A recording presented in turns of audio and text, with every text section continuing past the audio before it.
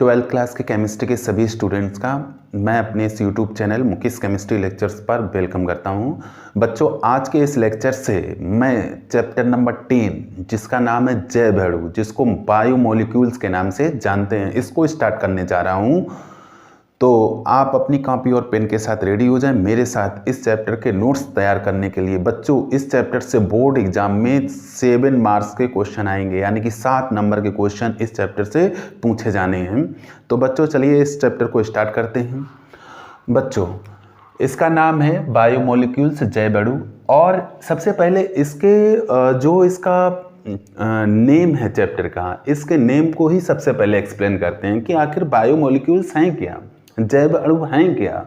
तो बच्चों, जैसा कि मैंने यहाँ राइट डाउन किया है कि जैव रासायनिक अपक्रियाओं में भाग लेने वाले अणु, जैव रासायनिक अपक्रियाओं में भाग लेने वाले अणुओं को जैव अणु कहते हैं। मतलब ऐसे अणु जो जैव रासायनिक अपक्रियाओं में भाग लेते हैं जैव अणु कहलाते हैं। अब बच्चों, यहाँ प्रश्न ये उठता है कि जैव रासायनिक अपक्रियाएं क्या हैं? जैव रासायनिक अपक्रियाएं क्या हैं? तो बच्चों, ऐसी रासायनिक अपक्रियाएं जो जीवों की कोशिकाओं में होती हैं, जो जीवों की कोशिकाओं में होती हैं, उन रासायनिक अपक्रियाओं को जैव रासायनिक अपक्रियाएं कहते हैं। तो बच्चों, अब इसको एक बार फिर देख लें। जैव अणु, तो जैव रासायनिक अपक्रियाओं मतलब ऐसे अणु जो जैव रासायनिक अपक्रियाओं में भाग लेते हैं जैव अणु कहलाते हैं।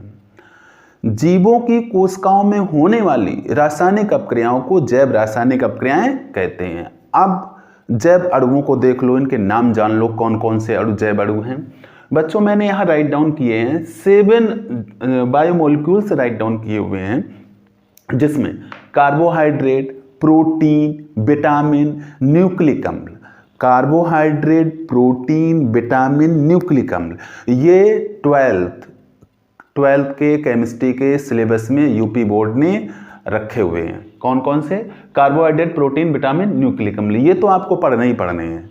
साथ में मैंने 3 और राइट डाउन किए हैं, enzyme, enzyme, lipid and hormone. Enzyme, lipid and hormone. तो ये मैंने जैव अणुओं के नाम लिखे हैं जो मुख्य जैव अणु हैं। इनमें से ये 4 जैव अणु मैं आपको पढ़ाऊंगा क्योंकि ये आपके सिलेबस में हैं। अब बच्चों, स्टार्ट करते हैं पहले जैव अणु से, जिसका नाम है कार्बोहाइड्रेट। कार्बोहाइड्रेट। तो बच्चों, जैसा कि इसका नाम है कार्बोहाइड्रेट, तो कार्बो जब आप कहते हैं तो इससे कार्बन का पता चलता है। हाइड्रेट जब आप कहते हैं तो इससे हाइड्रोजन और ऑक्सीजन का ज्ञान होता है। इट मीन्स जो कार्बोहाइड्रेट हैं वो 3 तत्वों से मिलकर बने हुए हैं, कार्बन, हाइड्रोजन और ऑक्सीजन। तो कार्बोहाइड्रेट में 3 तत्व कार्बन, हाइड्रोजन व ऑक्सीजन उपस्थित होते हैं। बच्चों, जैसा अभी मैंने बताया, कार्बो से क्या आया? कार्बन। हाइड्रेट, हाइड्रेट किसको कहते हैं बच्चों? H2O को। यहाँ से क्या आया? यहाँ से H आया और O आया। तो ये 3 तत्वों से मिलकर के कार्बोहाइड्रेट बने होते हैं। अब इसकी एक डेफिनेशन, एक परफेक्ट डेफिनेशन क्या बनेगी वो मैं आपको बताता हूं। तो इसकी एक परफेक्ट डेफिनेशन है कि ये पॉलीहाइड्रोक्सी एल्डिहाइड और कीटोन है। पॉली मीन्स होता है बहु, हाइड्रोक्सी मीन्स OH। मतलब इन अणुओं में बहु मतलब OH की बहुलता होती है, OH की बहुलता होती है। और साथ ही साथ इसमें एक कंडीशन है कि इसमें एक असममित कार्बन होता है। असममित कार्बन, कायरल कार्बन। असममित को ही क्या कहते हैं? Chiral carbon. एक कार्बन कैसा होना चाहिए? कम से कम एक असममित कार्बन होता है। तो बच्चों, ये पॉलीहाइड्रोक्सी एल्डिहाइड और कीटोन तो है ही, साथ ही साथ कम से कम इनमें एक असममित कार्बन जरूर होता है। तो ऐसे अणुओं को हम कार्बोहाइड्रेट कहते हैं। वे पॉलीहाइड्रोक्सी एल्डिहाइड और कीटोन जिनमें कम से कम एक असममित कार्बन होता है, कार्बोहाइड्रेट कहलाते हैं। इसमें मैंने एग्जाम्पल्स लिख रखे हैं बच्चों, glucose, fructose, sucrose, starch. Glucose और फ्रक्टोज का जो आणविक सूत्र होता है वो समान होता है, C6H12O6। इनके संरचना सूत्र में डिफरेंस होता है। सुक्रोज C12H22O11, स्टार्च C6H10O5 का होल एन। अभी इनको सबको डिटेल में मैं एक्सप्लेन करूंगा। ये यहाँ पर एज ए एग्जाम्पल मैंने राइट डाउन कर रखे हैं। असममित कार्बन क्या है, पॉलीहाइड्रोक्सी एल्डिहाइड कीटोन क्या है, इसको अब मैं एक्सप्लेन कर रहा हूं। मैं इसमें एक एग्जाम्पल ले रहा हूं ग्लूकोज का। ग्लूकोज जिसका अणुसूत्र क्या है बच्चों, C6H12O6। ग्लूकोज का अणुसूत्र C6H12O6। अब बच्चों C6 इट मीन्स इसमें 6 कार्बन है, तो 6 कार्बन हैं तो क्रमशः 6 कार्बन बनाएंगे, 1 2 3 4 5 6। अब बच्चों इसका जो संरचना सूत्र है उसको बनाने के लिए कुछ बातें हैं जिनको ध्यान में रखना है। इसमें टॉप पर एल्डिहाइड ग्रुप होता है, टॉप पर क्या होता है, एल्डिहाइड। तो इस कार्बन से मैंने बना दिया CHO, और बॉटम में CH2OH होता है, CH2OH। अब बीच में कितने कार्बन बचे देख लो बच्चों, 1 2 3 4। Total carbon 1 2 3 4 5 6। टोटल कार्बन कितने हैं बच्चों, 6, और 6 कार्बन है इसमें। अब बच्चों एक बात का ध्यान रखेंगे कि ऊपर टॉप पर तो आपने CHO कर दिया और नीचे क्या कर दिया, CH2OH। अब ये जो बीच में कार्बन बचे हैं, कौन कौन से कार्बन है, 2 नंबर, 3 नंबर, 4 नंबर, 5 नंबर। देखिए बीच वाले जो कार्बन होते हैं उसमें हमें H जोड़ना होता है और OH जोड़ना होता है। मतलब अब जैसे इनको जोड़ लो, अभी कनेक्ट करो, सिंगल बॉन्ड से कनेक्ट करते हैं। सिंगल बॉन्ड से मैंने कर दिया इनको कनेक्ट। अब कार्बन की बैलेंसी देखिए, इस कार्बन की देखिए 1 2 2 बैलेंसी होगी। अभी इसकी 2 बैलेंसी फ्री है, इसकी भी 2 बैलेंसी फ्री है, इसकी भी 2 बैलेंसी फ्री है, इसकी भी 2 बैलेंसी फ्री है। तो ये जो 4 कार्बन हैं बीच में जिनकी अभी 2 बैलेंसीज फ्री हैं, उनकी बैलेंसीज को हाइड्रोजन और OH को यानी कि हाइड्रोक्सी को जोड़कर हमें सेटिस्फाई कराना होता है। अब इसमें एक बात ध्यान देने वाली है कि OH mostly right hand side पर जुड़ता है और H जुड़ता है लेफ्ट हैंड साइड पर। अब फिर देखो बच्चों, OH कहाँ जुड़ता है, राइट हैंड साइड पर। मतलब जिस तरफ हमारा दायां हाथ है उस तरफ मैं OH जोड़ूंगा, और H किस तरफ जुड़ता है, बाईं तरफ, मतलब जिस तरफ मेरा बायां हाथ है। लेकिन इस जोड़ने के क्रम में ध्यान रखेंगे कि जो तीसरे नंबर वाला कार्बन है उसमें ये क्रम उलट हो जाएगा, पलट जाएगा क्रम। यानी कि उसमें क्या होगा, तीसरे कार्बन में OH जुड़ेगा बाईं तरफ और H जुड़ेगा दाईं तरफ। तो यानी कि तीसरे कार्बन को, किस कार्बन को, थर्ड नंबर वाले कार्बन को, यानी कि C3 में OH किस तरफ जुड़ता है, बाईं ओर जुड़ता है। या इसको ऐसे बच्चों ध्यान में रखो, C3 को छोड़कर सभी कार्बन में OH दाईं ओर जुड़ता है। अभी बच्चों इसको जब हम आपको एक्सप्लेन करेंगे ग्लूकोज को इंडिविजुअली, अलग से इसको जब एक्सप्लेन करेंगे OH को, तो इसको और डिटेल में समझाएंगे। यहाँ मैं केवल और केवल एक्सप्लेन कर रहा हूँ इसकी डेफिनेशन को। तो देखो क्या करना है, ग्लूकोज के स्ट्रक्चर में आपको तीसरे कार्बन को छोड़कर सभी में OH दाईं तरफ जोड़ना है और H बाईं ओर जोड़ना है। तो पहले C3 को छोड़कर सब में जोड़ लो। OH मैंने दाईं तरफ जोड़ा, OH दाईं तरफ जोड़ा, OH दाईं तरफ जोड़ा, और H कहाँ जोड़ रहा हूं मैं, बाईं ओर। अब C3 में क्रम पलट जाता है, इसका ध्यान रखेंगे। OH इसमें जाएगा बाईं तरफ और इसमें H जाएगा दाईं तरफ। तो ये जो स्ट्रक्चर मैंने बना दी है, ये स्ट्रक्चर है ग्लूकोज की, ये ग्लूकोज की स्ट्रक्चर है, यानी कि संरचना सूत्र है ग्लूकोज का। अब ध्यान दो बच्चों, डेफिनेशन मैंने कहा पॉलीहाइड्रोक्सी एल्डिहाइड, तो आपको दिख रहा है हाइड्रोक्सी कितने हैं, 1 2 3 4 5, तो पॉलीहाइड्रोक्सी है, इसको पॉली कहेंगे, मतलब बहुसंख्या में है OH। हाइड्रोक्सी किस संख्या में है, बहुसंख्या में, अधिक संख्या में है, तो पॉलीहाइड्रोक्सी एल्डिहाइड, CHO जुड़ा है तो एल्डिहाइड है।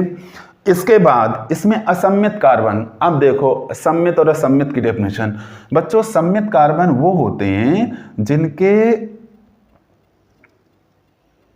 असम्मित को समझ लो तो सम्मित आपको समझ में आ जाएगा, मतलब असम्मित कार्बन में या असम्मित कार्बन की सभी संयोजकताएं, असम्मित कार्बन की सभी संयोजकताएं असमान परमाणुओं या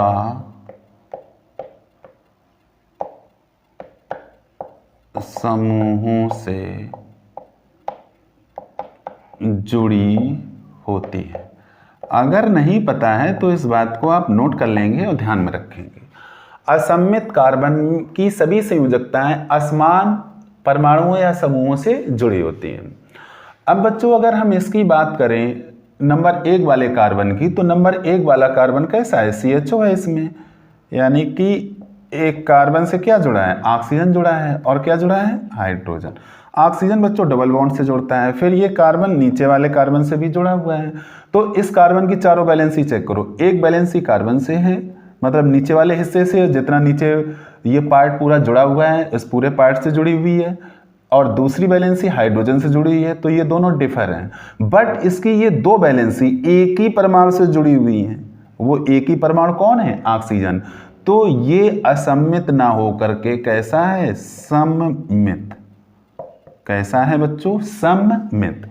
अब देखो बचे हुए देखिए, नंबर 2 वाले को देखो, इसकी एक बैलेंसी इस पूरे भाग से जुड़ी है, CHO से जुड़ी हुई है, दूसरी बैलेंसी हाइड्रोजन से जुड़ी हुई है, और नीचे वाली ये बैलेंसी इस पूरे पार्ट से जुड़ी हुई है। नीचे वाला पार्ट अगर हम देखें इस पूरे पार्ट से जुड़ी हुई है, चौथी बैलेंसी OH से जुड़ी हुई है। तो ये कैसा है, असममित। असममित को बच्चों में स्टार बना के डिनोट कर रहा हूं, तो ये कार्बन कैसा हुआ, असममित। तीसरे नंबर वाले को देखिए, इसकी एक बैलेंसी ऊपर वाले इस पार्ट से जुड़ी हुई है, ये पूरा पार्ट जो है इससे जुड़ी हुई है, एक बैलेंसी OH से जुड़ी हुई है, तीसरी बैलेंसी नीचे वाले पार्ट से जुड़ी हुई है, चौथी बैलेंसी H से जुड़ी हुई है। इट मींस इसकी भी चारों बैलेंसी असमान परमाणुओं या समूहों से जुड़ी हुई है। चौथे कार्बन को देखो, इसी तरह से बच्चों ये चौथा कार्बन असम्मित है आपका, और ये 5वां कार्बन भी असम्मित है। लेकिन ये जो छठा कार्बन है ये असम्मित ना होकर के सममित है। क्यों बच्चों, इसको भी समझ लो। इसमें है क्या, ये कार्बन है, ऊपर ये कार्बन जुड़ा हुआ है और ये पूरा पार्ट जुड़ा हुआ है, और इस कार्बन से 2 हाइड्रोजन जुड़े हुए हैं, और 2 हाइड्रोजन जुड़े हुए हैं, और क्या जुड़ा हुआ है, ऑक्सीजन और हाइड्रोजन। तो अब आप देखो, ये जो कार्बन है इसकी 2 संयोजकताएं समान परमाणुओं यानी कि हाइड्रोजन परमाणुओं से जुड़ी हुई हैं, तो इस वजह से ये कार्बन असम्मित नहीं है। तो इट मींस आपने देखा कि ग्लूकोज में जो असम्मित कार्बन है वो टोटल हैं 4। ये क्वेश्चन पूछा भी जाता है, ग्लूकोज में असम्मित कार्बन बराबर 4। वेरी वेरी इंपॉर्टेंट क्वेश्चन है ये, अक्सर कर पूछा जाता है कि ग्लूकोज में असम्मित कार्बन टोटल कितने हैं? तो 4 हैं। तो इस तरह से बच्चों आप असममित कार्बन परमाणुओं की पहचान कर सकते हैं। असममित कार्बन को इंग्लिश में कायरल कार्बन बोला जाता है। तो इसकी डेफिनेशन, वे पॉलीहाइड्रोक्सी एल्डिहाइड और कीटोन जिनमें कम से कम एक असममित कार्बन होता है कार्बोहाइड्रेट कहलाते हैं। तो ये बच्चों आपको समझ में आ गई होगी। अब आप इसका स्क्रीनशॉट ले लें और इसे अपनी कॉपी में नोट कर लें। अब बच्चों मैं आपको बताता हूं कार्बोहाइड्रेटों का वर्गीकरण, क्लासिफिकेशन ऑफ कार्बोहाइड्रेट्स, कि कार्बोहाइड्रेट का क्लासिफिकेशन किस तरह से किया गया है। बच्चों यहां पर मैंने एक चार्ट बनाया है छोटा सा, ये आपको समझाने के लिए कि इसका क्लासिफिकेशन किस ढंग से किया गया है। बच्चों कार्बोहाइड्रेट जो होते हैं इनको मुख्य रूप से 2 भागों में बांटा गया है, शर्कराएं, अशर्कराएं। अशर्कराओं को बच्चों पॉलीसैकेराइड कहा जाता है। शर्कराएं, अशर्कराएं 2 भागों में मुख्य रूप से बांटा गया है। शर्कराओं को बच्चों 2 भागों में पुनः बांटा गया है, मोनोसैकेराइड और ओलिगोसैकेराइड। Monosaccharide and oligosaccharide. अब इसके बाद जो मोनोसैकेराइड हैं इनको पुनः 2 भागों में बांटा गया है, एल्डोज और कीटोज। एल्डोज और कीटोज। अब इसका जो दूसरा पार्ट आया अशर्कराएं वाला जिसको पॉलीसैकेराइड कहा जाता है, इसको 2 भागों में बांटा गया, सम पॉलीसैकेराइड और विषम पॉलीसैकेराइड। तो इससे ये पिक्चर क्लियर हो जाती है कि कार्बोहाइड्रेट का वर्गीकरण किस ढंग से किया गया है। तो इससे आप ये चीज समझ लेंगे और इसे नोट कर लेंगे। अब इनको अलग अलग मैं डिफाइन करता हूं कि शर्कराएं क्या हैं, अशर्कराएं क्या हैं, मोनोसैकेराइड क्या है, ओलिगोसैकेराइड क्या है, सबको अलग अलग मैं आपको समझाना स्टार्ट कर रहा हूं। सबसे पहले शर्कराओं को देखो बच्चों, जिसको इंग्लिश में सुगर्स कहते हैं। सुगर, शर्करा मीन्स सुगर। तो सुगर तो आपने देखी होगी, यूज करते होंगे डेली। तो ये क्या, ये क्रिस्टली रंगहीन ठोस जल में विलेय तथा स्वाद में मीठी होती हैं। शर्कराएं कैसी होती हैं? क्रिस्टली होती हैं, रंगहीन होती हैं, ठोस होती हैं, जल में विलेय और स्वाद में मीठी होती हैं। अब देखिए बच्चों, जो घरवाली है शर्करा वो बच्चों अब ये तो नहीं कह सकते कि यही है, इसका एक टाइप है, जैसे ग्लूकोज, फ्रक्टोज, वो सुक्रोज है। क्या है? सुक्रोज। वो इसी में आएगी, इसी के अंतर्गत है, इसी ग्रुप में है। अब बच्चों सबसे पहले देखते हैं मोनोसैकेराइड को। मोनोसैकेराइड, मोनो मीन्स बच्चों होता है 1, यानी कि ये जो मोनोसैकेराइड हैं ये सबसे छोटी इकाई है कार्बोहाइड्रेट की। मोनोसैकेराइड जो हैं ये कार्बोहाइड्रेट की सबसे छोटी इकाई है। इसको कार्बोहाइड्रेट का एकलक अणु कह सकते हैं। क्या कह सकते हैं? एकलक अणु, कि कार्बोहाइड्रेट की सबसे सूक्ष्मतम इकाई मोनोसैकेराइड है। अब देखिए, ये वो सरलतम शर्कराएं हैं जिनका सरल कार्बोहाइड्रेट में जल अपघटन नहीं होता है, मतलब इनका और अधिक सूक्ष्म कार्बोहाइड्रेट में जल अपघटन नहीं होता है। ये स्वाद में मीठे तथा जल में विलेय हैं। मोनोसैकेराइड के अणु आपस में मिलकर उच्च कार्बोहाइड्रेट बनाते हैं, मतलब जब मोनोसैकेराइड के अणु आपस में मिलते हैं तो उच्च कार्बोहाइड्रेट बनता है। ये एकलक अणु है। एकलक बच्चों उसको कहा जाता है जो सबसे सूक्ष्मतम इकाई होती है। अब देखिए, ये प्रकाश सक्रिय है, ये प्रकाश सक्रिय है, मतलब प्रकाश के प्रति ये सक्रिय है। पॉलीहाइड्रोक्सी एल्डिहाइड या कीटोन है, ये बात पहले मैं क्लियर कर चुका हूं। अब इसकी मुख्य बात यह है कि इनका सामान्य सूत्र CnH2nOn है। CnH2nOn है, जहां n का मान 3 से लेकर के 10 तक है। अब बच्चों ये जो सामान्य सूत्र है CnH2nOn, और यहां पर जो है n = 3 से लेकर कहां तक? 10 तक। इसमें जो इंपॉर्टेंट मोनोसैकेराइड हैं वो n = 3 और n = 6 से हमें मिलेंगे, जो आपको यहां पढ़ने हैं। तो काफी 3 से लेकर के 10 तक हैं, लेकिन यहां पर जो आपको पढ़ने हैं वो n = 3 और n = 6 को पढ़ना है। अब बच्चों देखिए, जब n = 3 तब CnH2nOn क्या आ जाएगा बच्चों, C3H6O3। ये एक मोनोसैकेराइड आ जाता है जिसका नाम है बच्चों ग्लिसरेल्डिहाइड, जिसका नाम है ग्लिसरेल्डिहाइड। अब बच्चों इसकी स्ट्रक्चर कैसे बनती है, इसकी संरचना कैसे बनती है, इसको समझो। बच्चों यहां पर कार्बन है टोटल 3, तो सबसे पहले बना लेते हैं 3 कार्बन। कितने कार्बन बना लेते हैं, 3, और इन तीनों को जोड़ देते हैं सिंगल बॉन्ड से। एक बात का ख्याल रखेंगे, ग्लिसरेल्डिहाइड इट मींस इसका पहला कार्बन एल्डिहाइड ग्रुप का है, तो पहले कार्बन में से हम क्या बना देंगे, एल्डिहाइड ग्रुप बना देंगे CHO, और लास्ट वाला कार्बन होता है CH2OH का। अब बचा बीच में एक कार्बन। बच्चों मैंने आपको बताया है कि जो कार्बन बीच के होते हैं जिनकी वैलेंसीज 2 फ्री होती हैं, उनकी वैलेंसीज OH और H से हम सेटिस्फाई करते हैं, और OH को राइट हैंड साइड में और H को लेफ्ट हैंड साइड में लगाते हैं। तो लगा के देखते हैं OH H, तो ये हो गया ग्लिसरेल्डिहाइड का संरचना सूत्र। अब बच्चों यहां पर बात आती है कि इसका कार्बोनिल समूह के आधार पर जो इसका क्लासिफिकेशन है उसमें इसका नाम क्या बैठेगा।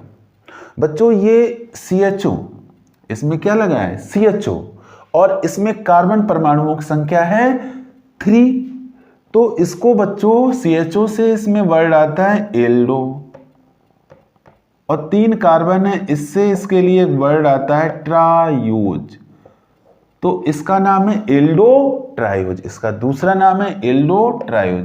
बच्चों है क्या कि जो मोनोसैकेराइड हैं, मोनोसैकेराइड कार्बोनिल समूह के आधार पर, कार्बोनिल समूह की प्रकृति के आधार पर, नेचर के आधार पर 2 भागों में बांटे गए हैं। देखिए जब कार्बोनिल समूह की प्रकृति एल्डिहाइडिक होती है तो मोनोसैकेराइड को एल्डोज कहा जाता है, और जब बच्चों कार्बोनिल समूह की प्रकृति कीटोनिक होती है तो मोनोसैकेराइड को कीटोज कहा जाता है। जैसा कि बच्चों आपको मैंने एल्डिहाइड पढ़ाते समय, एल्डिहाइड और कीटोन को पढ़ाते समय बताया था कि जो कार्बोनिल समूह होता है जिसको हम इस तरह से लिखते हैं, ये है बच्चों आपका कार्बोनिल समूह, और इसी से बच्चों एल्डिहाइड समूह आता है, इसी से कीटोन समूह आता है।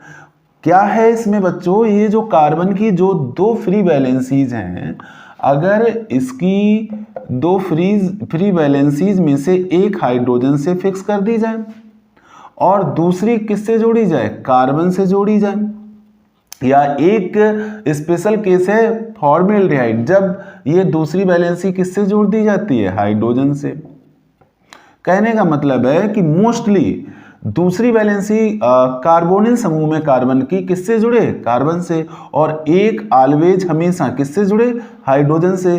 तो कार्बोनिल समूह की प्रकृति हो जाती है एल्डिहाइडिक, मतलब कार्बोनिल समूह कहलाता है एल्डिहाइड समूह। और जब कार्बोनिल समूह ये जो है इसमें कार्बन की दोनों फ्री वैलेंसी जोड़ दी जाती हैं किससे, कार्बन से, तब ये कार्बोनिल समूह कहलाने लगता है कीटोनिक। क्या कहलाने लगता है, कीटोनिक। तो इसी फैक्ट को बेस मान करके मोनोसैकेराइड को 2 भागों में बांटा गया, यानी कि मोनोसैकेराइड 2 प्रकार के होते हैं। कौन कौन से, जब कार्बोनिल समूह की प्रकृति एल्डिहाइडिक होती है बच्चों तो मोनोसैकेराइड को एल्डोज कहा जाता है, और जब कार्बोनिल समूह की प्रकृति कीटोनिक होती है तो मोनोसैकेराइड को कीटोज कहा जाता है। जैसा कि बच्चों यहां मैंने राइट डाउन किया है, कार्बोनिल समूह की प्रकृति के आधार पर मोनोसैकेराइड 2 प्रकार के होते हैं, एल्डोज एंड कीटोज। एल्डोज क्या है, वे मोनोसैकेराइड जिनमें कार्बोनिल समूह एल्डिहाइडिक होता है। कार्बोनिल समूह कैसा होता है बच्चों, एल्डिहाइडिक होता है, इसको और अच्छे ढंग से लिख सकते हैं, एल्डिहाइडिक होता है, जैसा कि वहाँ मैंने आपको बता रखा है कार्बोनिल समूह है क्या, C डबल बॉन्ड O, और यहाँ दो फ्री वैलेंसीज में से एक किससे जुड़े, हाइड्रोजन से, और दूसरी किससे जुड़े, कार्बन से। मोस्टली ऐसा होता है, लेकिन एक स्पेशल केस जो मैंने बताया कि जो मैंने आपको एल्डिहाइड पढ़ाते समय बताया कि जो पहला एल्डिहाइड होता है हाइड्रोजन, उसमें दूसरी वैलेंसी भी फॉर्मल्डिहाइड, उसमें दूसरी वैलेंसी भी हाइड्रोजन से जुड़ती है, लेकिन मोस्टली ये होता है।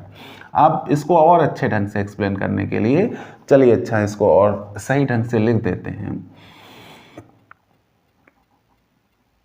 इसको हम किए दे रहे हैं C डबल बॉन्ड O, और ये जो दो फ्री वैलेंसीज हैं मैं यहाँ कार्बन जोड़ता हूँ, एक तो हाइड्रोजन से फिक्स किए दे रहा हूँ, कार्बन या हाइड्रोजन, आपका सारा कंफ्यूजन दूर हो जाएगा।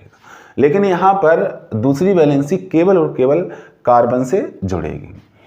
कार्बन परमाणुओं की संख्या के आधार पर इनको Aldo triose, Aldo tetrose, Aldo pentose, Aldo hexose आदि नाम दिए गए हैं। यहाँ पर जो मैंने NH=3 रख करके मोनोसैकेराइड निकाला है, इसमें 3 कार्बन हैं, इसलिए मैंने इसको नाम दिया है ट्रायोज, एल्डो ट्रायोज। अब बच्चों दूसरे पर आते हैं, वे मोनोसैकेराइड जिनमें कार्बोनिल समूह कीटोनिक होता है। अब इसको भी उसी फॉर्म में लिख देते हैं ताकि आपको आसानी रहे समझने में। कीटोनिक, अभी तो ये बच्चों समूह कैसा है, कार्बोनिल है। अगर ये दोनों वैलेंसीज किससे जोड़ दी जाए, कार्बन से। अब वहां बच्चों एल्किल लगाते थे, एल्किल में कार्बन होता है, यहाँ मैंने कार्बन से ही अटैच कर दिया, मतलब दोनों फ्री वैलेंसीज किससे जुड़े हैं, कार्बन से। तो मोनोसैकेराइड कीटोज कहलाते हैं। क्या कहलाते हैं, कीटोज। कार्बन परमाणुओं की संख्या के आधार पर इनको भी कीटो पेंटोज, कीटो हेक्सोज आदि नाम दिए गए हैं। तो यहाँ पर एल्डोज का एग्जाम्पल ये मैंने राइट डाउन कर रखा है, एल्डो ट्रायोज, एल्डो ट्रायोज। अब बच्चों इसका एक और एग्जाम्पल देखते हैं और लेते हैं n=6। जैसा कि मैंने बताया कि n=3 और n=6 वाले मोनोसैकेराइड ही आपको पढ़ने हैं। मैंने कर दिया n=6, तब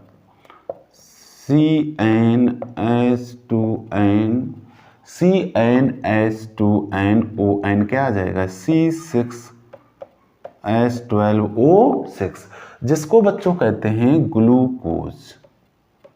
क्या कहते हैं बच्चों इसको, ग्लूकोज। इसकी अभी मैंने स्ट्रक्चर बनाई थी तो बच्चों क्या आई थी, CHO 2 3 4 5 5 1 6, छठवां कार्बन ये है जो किस में है, CH2OH में, और बीच में 1 2 3 तीसरा जो कार्बन है उसमें इन बीच में जो ये 4 कार्बन है, इन चारों कार्बनों की 2 वैलेंसीज फ्री हैं। मैंने आपको बताया कि जो फ्री वैलेंसीज हैं वो OH और S से सेटिस्फाई करते हैं, लेकिन तीसरे कार्बन में ये रूल हमारा उलट जाता है, पलट जाता है। तो पहले तीसरे को छोड़ दो और इन सब में दाईं तरफ क्या जोड़ दो, OH, और बाईं तरफ जोड़ दो H, बाईं तरफ जोड़ दो H, और इसमें ये क्रम हमारा ठीक अपोजिट हो जाएगा। तो बच्चों ये जो संरचना सूत्र बना है, ये बना है संरचना सूत्र ग्लूकोज का। अब बच्चों नाम तो इसका साधारण क्या है, ग्लूकोज। अब इस आधार पर, एल्डोज के आधार पर, चूंकि इसमें ये कार्बोनिल समूह जो है इसकी प्रकृति कैसी है, एल्डिहाइडिक है, तो इस आधार पर इसका नाम होगा बच्चों एल्डो। अब देखो बच्चों इसमें कार्बन कितने, 6 हैं, तो इसको हम कहेंगे एल्डो हेक्सोज, एल्डो हेक्सोज। और सही से लिख देते हैं इसको बच्चों, एल्डो हेक्सोज। इसका नाम बच्चों क्या आया, एल्डो हेक्सोज। तो ये दोनों एग्जाम्पल एल्डो हेक्सोज और एल्डो ट्रायोज ये किसके हैं, एल्डोज के। वहां पर आप इनको लिख करके इसको एक्सप्लेन कर सकते हैं। अब बच्चों आते हैं अगले एग्जाम्पल पर। बच्चों मैं इसे साफ कर दूं, इसे नोट कर लीजिए, इसे मैं साफ करने जा रहा हूं, जिससे मैंने आपको बताया कि कब कार्बोनिल समूह एल्डिहाइडिक होगा, कब कीटोनिक होगा। अगर आपको लगता है महत्वपूर्ण है तो आप इसे नोट करिए। ठीक, साफ करता हूं मैं इसको। अब देखिए बच्चों, यहां मैं रख दे रहा हूं जब n = 6 तब CnH2nOn क्या हो जाएगा बच्चों, C6H12O6। लेकिन यहां पर ये फ्रक्टोज है, फ्रक्टोज में मैंने आपको बताया था कि जो 6 कार्बन होते हैं जिनको सिंगल बॉन्ड से हम जोड़ते हैं, 4 5 5 1 6, तो लास्ट वाला तो होता है CH2OH, उसको तो आपको CH2OH करना ही करना है लास्ट वाले को। और इसमें क्या करते थे ग्लूकोज में कि पहला कार्बन एल्डिहाइड का होता था, लेकिन इसमें पहला कार्बन भी किसका होता है, CH2OH का होता है। सेकंड कार्बन जो है ये कीटोन का होता है। अब बच्चों यहाँ समझो, ये कार्बोनिल समूह जो है CO, इसकी एक वैलेंसी इस कार्बन से जुड़ी है, दूसरी वैलेंसी इस कार्बन से जुड़ी है, तो यहाँ इसका नेचर है बच्चों कीटोनिक। जैसे कि एल्डिहाइड में ये जो एल्डिहाइडिक ग्रुप है इसमें ये कार्बन है, इसकी एक वैलेंसी हाइड्रोजन से जुड़ी है, दूसरी किससे जुड़ी है, कार्बन से, इसलिए यहाँ इसकी प्रकृति एल्डिहाइडिक है, बट यहाँ पर इसकी प्रकृति कैसी है, कीटोनिक है।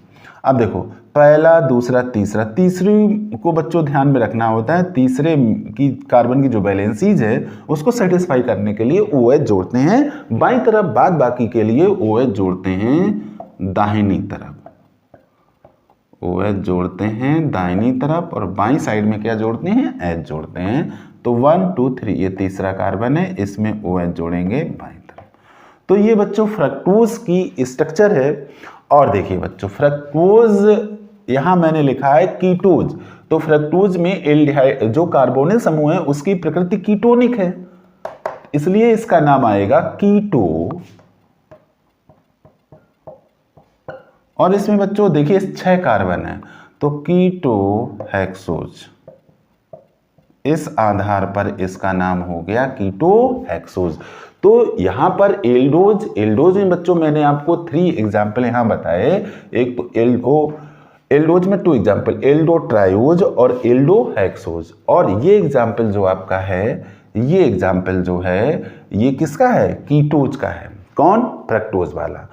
तो आप इस तरह से इनको एक्सप्लेन कर सकते हैं। यहां बच्चों एक और इंपॉर्टेंट बात है कि एल्डो ट्रायोज सबसे सरलतम शर्करा है। कैसी शर्करा है, सरलतम, इससे सरल शर्करा नहीं है। ठीक बच्चों, अब इसे आप नोट कर लीजिए, पॉज करते हुए नोट करें या स्क्रीनशॉट लें, नोट कर लें। अब बच्चों आते हैं ओलिगोसैकेराइड पर। ओलिगोसैकेराइड समझते हैं कि ओलिगोसैकेराइड क्या होते हैं। बच्चों ऐसे कार्बोहाइड्रेट जिनके जल अपघटन से मोनोसैकेराइड के 2 से लेकर 10 तक अणु प्राप्त होते हैं, ओलिगोसैकेराइड कहलाते हैं। सिंपल सा कॉन्सेप्ट है कि ऐसे कार्बोहाइड्रेट जो जल अपघटन करने पर मोनोसैकेराइड के 2 से लेकर 10 तक अणु देते हैं, ओलिगोसैकेराइड कहलाते हैं। अब मोनोसैकेराइड अभी आपने पढ़ा था कि मोनोसैकेराइडों का जल अपघटन सरल कार्बोहाइड्रेट में नहीं हो सकता है, और इनका सामान्य सूत्र CnH2nOn होता है, जहां n की वैल्यू है 3 से लेकर 10 तक। वे कार्बोहाइड्रेट जिनके जल अपघटन से 2 से 10 तक मोनोसैकेराइड के अणु प्राप्त होते हैं, ओलिगोसैकेराइड कहलाते हैं। ये भी बच्चों स्वाद में मीठे होते हैं और जल में विलेय होते हैं। इनके जल अपघटन से प्राप्त मोनोसैकेराइड की संख्या के आधार पर इनको डाई, ट्राई, टेट्रा, पेंटा सैकेराइड कहते हैं। यहाँ पर मैंने 3 एग्जाम्पल्स आपके लिए राइट डाउन कर रखे हैं, जिससे आप अपना कॉन्सेप्ट क्लियर कर सको। मेन बात तो यही है कि ऐसे कार्बोहाइड्रेट जिनका जल अपघटन कराने पर मोनोसैकेराइड के 2 से लेकर 10 तक अणु प्राप्त हों, तो उनको हम ओलिगोसैकेराइड की कैटेगरी में रखते हैं। यहाँ मैंने लिखा हुआ है वे कार्बोहाइड्रेट जो जल अपघटन पर मोनोसैकेराइड के 2 अणु देते हैं। बच्चों 2 के लिए डाई वर्ड यूज होता है तो उनको डाइसैकेराइड कहते हैं। जैसे यहाँ पर मैंने कार्बोहाइड्रेट लिया है सुक्रोज। सुक्रोज का बच्चों जब जल अपघटन कराते हैं तो इससे ग्लूकोज प्राप्त होता है, फ्रक्टोज प्राप्त होता है। ये दोनों ही मोनोसैकेराइड हैं और दोनों का ही अणुसूत्र समान है, इसलिए इसको कहते हैं डाइसैकेराइड। इसी तरह से बच्चों जब हम कार्बोहाइड्रेट लेते हैं रैफिनोज, जिसका अणुसूत्र है C18H32O16, इसका जब जल अपघटन कराते हैं तो मोनोसैकेराइड C6H12O6 के 3 अणु प्राप्त होते हैं। 3 के लिए बच्चों वर्ड आता है ट्राई, इस वजह से इसको कहते हैं ट्राइसैकेराइड। इसी तरह से बच्चों जब कार्बोहाइड्रेट C24H42O21, C24H42O21, इसका नाम है स्टैकीओज, इसका जल अपघटन कराते हैं तो मोनोसैकेराइड C6H12O6 के 4 अणु प्राप्त होते हैं, इसलिए इसको बच्चों कहते हैं, 4 के लिए वर्ड यूज होता है टेट्रा, इसलिए स्टैकीओज को कहते हैं टेट्रासैकेराइड। तो इनकी बच्चों आइडेंटिटी आपको समझ में आ गई होगी कि कोई भी ऐसे कार्बोहाइड्रेट जो जल अपघटन कराने पर मोनोसैकेराइड के अणुओं की संख्या 2 से लेकर 10 तक देते हैं, या 2 दें या 3 दें या 4, 5, 6, 8, 9, 10, इनमें से कोई भी संख्या आ जाए तो उस कार्बोहाइड्रेट को हम ओलिगोसैकेराइड कहते हैं। बच्चों इसे आप नोट करें, कॉपी में स्क्रीनशॉट लें।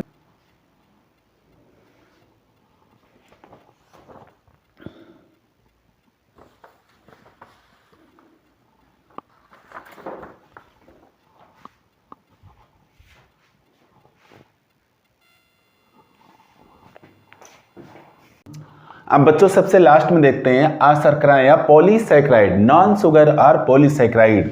बच्चों ऐसे कार्बोहाइड्रेट जो जल अपघटन करने पर मोनोसैकेराइड के बहुत अधिक अणु देते हैं, मतलब 10 से अधिक संख्या में, बहुत अधिक का मतलब 10 से अधिक संख्या में, तो वो पॉलीसैकेराइड कहलाते हैं। ये अक्रिस्टलीय होते हैं, स्वादहीन होते हैं और जल में अम्लीय होते हैं, मतलब इनका कोई स्वाद नहीं होता है और ये जल में अम्लीय होते हैं। अधिकांश पॉलीसैकेराइडों का सामान्य सूत्र क्या लिखा है, C6H10O5 का होल N होता है, और ये 2 प्रकार के होते हैं, सम और विषम, सम पॉलीसैकेराइड और विषम पॉलीसैकेराइड। सिंपल सा इसका आइडेंटिटी है, वे पॉलीसैकेराइड जो जल अपघटन करने पर केवल एक ही प्रकार की शर्करा देते हैं, सम पॉलीसैकेराइड कहलाते हैं। जैसे कि मैंने यहाँ पे स्टार्च दिया है, स्टार्च का एग्जाम्पल, स्टार्च का फार्मूला C6H10O5 का होल N, और इसका जल अपघटन कराएंगे, चूंकि यहां पर होल N है तो जल के अणुओं की संख्या में N चाहिए, तो इससे बनता है बच्चों C6H12O5। अब देखिए C6 और H यहाँ 2 है और यहाँ 10 है तो 12 हो गए, और O6, O यहाँ 5 है, यहाँ 1 है, 6 हो गया, और बाहर इसके आ जाएगा N। तो ये क्या है, ये मोनोसैकेराइड है जिसके अणुओं की संख्या काफ़ी अधिक होती है, इस वजह से इसको सम पॉलीसैकेराइड कहते हैं। सम मीन समान, यानी कि समान, ऐसा पॉलीसैकेराइड जो समान मतलब एक ही प्रकार की शर्करा देता है, यानी कार्बोहाइड्रेट देता है, उसको हम सम पॉलीसैकेराइड कहते हैं। विषम में क्या है, इसका जस्ट अपोजिट, वे पॉलीसैकेराइड जो जल अपघटन पर 2 या 2 से अधिक प्रकार की शर्कराएं देते हैं, विषम पॉलीसैकेराइड कहलाते हैं। जैसा कि मैंने यहाँ इनुलिन लिखा है, इनुलिन एक जटिल कार्बोहाइड्रेट है और इसका जब जल अपघटन होता है तो ये मुख्यतः फ्रक्टोज और सूक्ष्म मात्रा में ग्लूकोज देता है। तो इस तरह से बच्चों का कंप्लीट हुआ कार्बोहाइड्रेट का क्लासिफिकेशन। अब आप इसे नोट कर लीजिए और इसका क्लासिफिकेशन आप तैयार कीजिए। तो बच्चों अब इस लेक्चर वीडियो को यहीं पे समाप्त करते हैं। ऐसे सारे बच्चे जो फर्स्ट टाइम लेक्चर वीडियो को देख रहे हैं और अगर उन्हें वीडियो पसंद आ रहा है, केमिस्ट्री मेरी समझ में आ रही है, तो चैनल को सब्सक्राइब जरूर कर लें। तो थैंक यू सो मच।